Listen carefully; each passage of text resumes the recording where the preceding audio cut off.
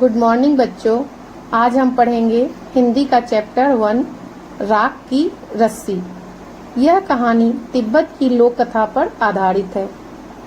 बच्चों, लोक कथा का मतलब वे कथाएं हैं जो मौखिक रूप से हम अपनी दादी या नानी से सुनते आ रहे हैं। राख की रस्सी एक ऐसी ही लोक कथा है। तो बच्चों, अब हम कहानी पढ़ना शुरू करते हैं। लोनपोगार तिब्बत के 32वें राजा सोनगब सेन गापो के मंत्री थे। वे अपनी चालाकी और हाजिर जवाबी के लिए दूर दूर तक मशहूर थे। कोई उनके सामने टिकता न था। चैन से जिंदगी चल रही थी। मगर जब से उनका बेटा बड़ा हुआ था, उनके लिए चिंता का विषय बना हुआ था। कारण यह था कि वह बहुत भोला भाला था। होशियारी उसे छूकर भी नहीं गई थी। लोनपोगार ने सोचा, मेरा बेटा तो बहुत ही सीधा साधा है, मेरे बाद इसका काम कैसे चलेगा।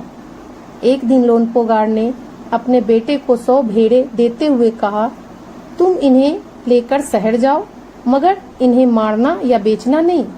इन्हें वापस लाना 100 जौ के बोरों के साथ, वरना मैं तुम्हें घर में नहीं घुसने दूंगा। इसके बाद उन्होंने बेटे को शहर की तरफ रवाना किया। लोनपोगार का बेटा शहर पहुंच गया, मगर इतने बोरे जौ खरीदने के लिए उसके पास रुपए ही कहाँ थे। वह इस समस्या पर सोचने विचारने के लिए सड़क के किनारे बैठ गया, मगर कोई हल उसकी समझ में नहीं आ रहा था। वह बहुत दुखी था। तभी एक लड़की उसके सामने आ खड़ी हुई और उसने पूछा, क्या बात है, तुम इतने दुखी क्यों हो। लोनपोगार के बेटे ने अपना हाल कह सुनाया। इसमें इतना दुखी होने की कोई बात नहीं है, मैं इसका हल निकाल देती हूँ। इतना कहकर लड़की ने भेड़ों के बाल उतारे और उन्हें बाजार में बेच दिया। जो रुपए मिले उनसे जौ के 100 बोरे खरीदकर उसे घर वापस भेज दिया। लोनपोगार के बेटे को लगा कि उसके पिता बहुत खुश होंगे, मगर उसकी आप बीती पर उन्होंने ध्यान नहीं दिया।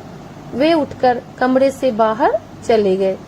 दूसरे दिन उन्होंने अपने बेटे को बुलाकर कहा, पिछली बार भेड़ों के बाल उतारकर बेचना मुझे जरा भी पसंद नहीं आया। अब तुम दोबारा उन्हीं भेड़ों को लेकर जाओ। उनके साथ जौ के 100 बोरे लेकर ही लौटना।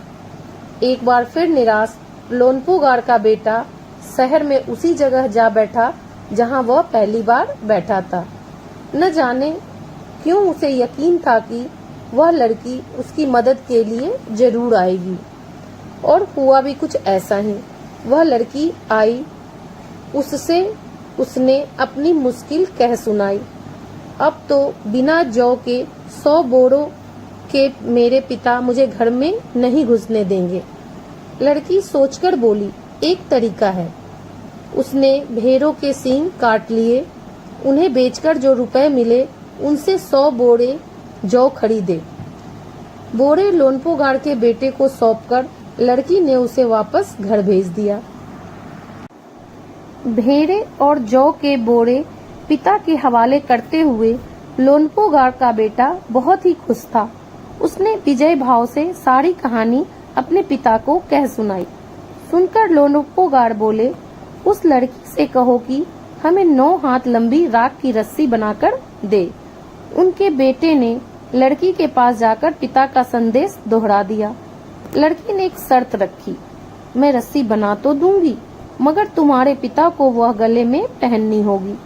लोनपोगार ने सोचा, ऐसी रस्सी बनाना ही असंभव है, इसलिए उन्होंने लड़की की शर्त मंजूर कर ली। अगले दिन लड़की ने 9 हाथ लंबी रस्सी ली, उसे पत्थर के सील पर रखा और जला दिया। रस्सी जल गई, मगर रस्सी के आकार की राख बच गई। इसे वह सील समेत लोनपोगार के पास ले गई और उसे पहनने के लिए कहा।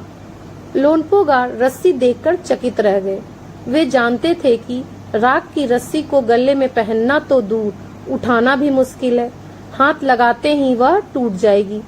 लड़की की समझदारी के आगे लोनपोगार की चालाकी धड़ी की धड़ी रह गई।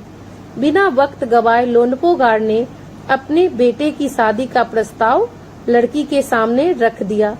धूमधाम से उन दोनों की शादी हो गई। तो बच्चों, कैसी लगी आपको कहानी? अच्छी लगी?